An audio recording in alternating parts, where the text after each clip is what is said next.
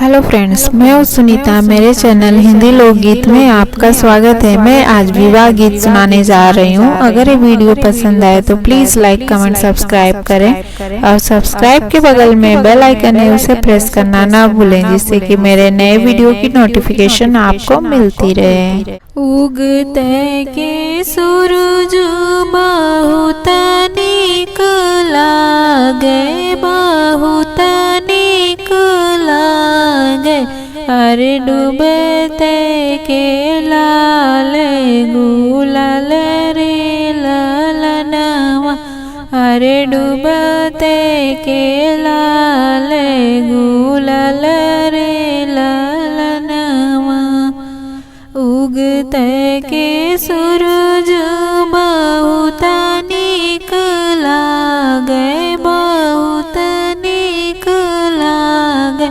अरे डूबते के लाल गुलाल रे ललनवा, अरे डूबते के लाल गुलाल रे ललनवा। कैसे कयाई बहिनी तुहरे निदेशवा, यारे तुहरे निदेशवा। यारे सासु तोहार बड़ी बाकी रे ललनवा, अरे सासु तोहार बड़ी बाकी रे ललनवा। उगते के सूरज बहुत नीक लागे, बहुत नीक लागे। अरे डूबते के लाल गुलाल रे ललनवा, अरे डूबते के लाल गुलाल रे ललनवा। कैसे कयाई बहिनी तोहरे निदेशवा, अरे तोहरे निदेशवा। अरे सासु तोहर बड़ी बाकी रे ललनवा, अरे सासु तोहर बड़ी बाकी रे ललनवा। सासु ताई भैया चांदन लकड़िया, अरे चांदन लकड़िया।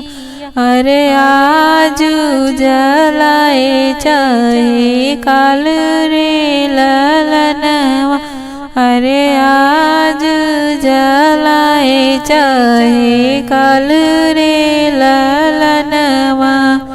उगते के सूरज बहुत नीक लागे, बहुत नीक लागे।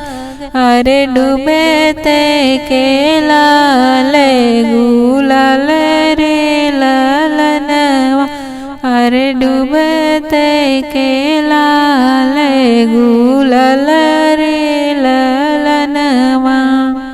ननदी ताई भैया बन के चिरैया, अरे बन के चिरैया। अरे आज उड़े चाहे काल रे ललनवा, अरे आज उड़े चाहे काल रे ललनवा। ननदी ताई भैया बन के चिरैया, अरे बन के चिरैया।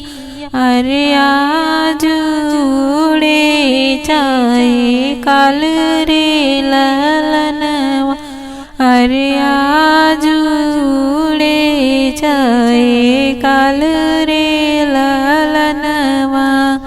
उगते के सूरज बहुत नीक लागे, बहुत नीक लागे। अरे डूबते के लाल गुलाल रे ललनवा, अरे डूबते के लाल गुलाल रे ललनवा। देवराता ही भैया इनसे दारे, अरे इनसे दारे, अरे आज बटे जाए कल रे ललन मायरे, आज बटे जाए कल रे ललनवा।